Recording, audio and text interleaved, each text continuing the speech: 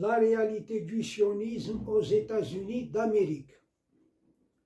Quand on voit Netanyahou accueilli à bras ouverts au Sénat américain et applaudi tout au long de son discours diabolique pourri de mensonges par des sénateurs dont la majorité sont des sionistes, sinon des pro-sionistes, bien qu'ils soient conscients qu'ils sont devant un boucher sans conteste, un assassin de milliers de Palestiniens à la ville de Gaza, complètement rasé, et dont il a commis des crimes crapuleux et des génocides sans pareil dans l'histoire de l'humanité, qui s'est résigné à défendre son honneur et ses principes piétinés, on se rend compte que c'est le sionisme qui domine la première puissance mondiale que sont les États-Unis d'Amérique et ses acolytes, certains pays européens et arabes. Il faut quand même le noter.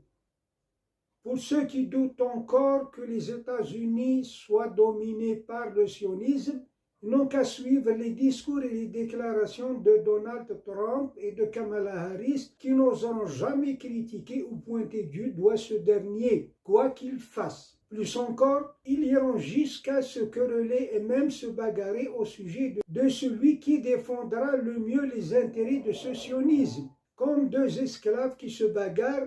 Qui sera le meilleur serviteur de son maître, juste pour avoir un privilège empoisonné, celui d'être appuyé avant les élections et être, par la suite, à l'abri de chantage et pression une fois élu. C'est la tragique réalité des choses. Tous les pouvoirs aux États-Unis d'Amérique sont complices et sont au service du sionisme qui détient fonds et pouvoirs, pour désigner son dévoué serviteur ou son représentant à la Maison Noire où se trament les grands complots. Et dès que ces serviteurs pro-sionistes sentent que l'entité sioniste est menacée, ils se mettent à son service et se précipitent au Moyen-Orient pour lui porter secours. Président, ministère des Affaires étrangères, ministère de la Défense, conseillers, etc. Il envoie des avions de guerre, des munitions et ordonne aux navires de rejoindre la région du Moyen-Orient le plus rapidement possible pour protéger leurs aimés chouchous.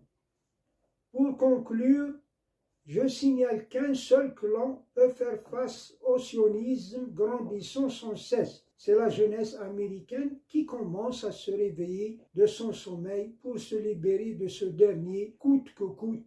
Et ce sera certes un dur et long combat de libération, un défi qu'elle doit relever pour s'émanciper de cette forme d'esclavage qui étouffe la société américaine.